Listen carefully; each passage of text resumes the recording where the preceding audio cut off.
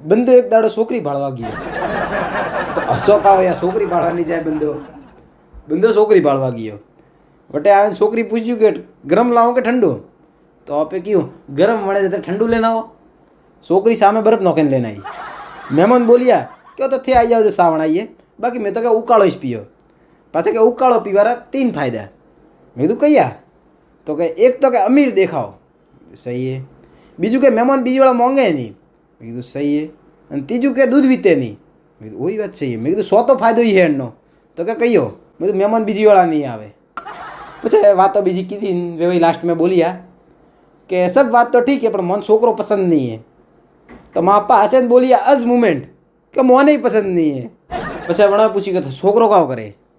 તો આપણે પપ્પાએ કહ્યું કે ભાઈ છોકરો તો ઘરે બેઠો હોય તો વે મને પૂછે ભાઈ તો ટાઈમ પાસ કી કરવે તો મેં કહ્યું કોઈ નહીં તો છોકરીનો નંબર દિયો તો હાથે ટાઈમ પાસ હોય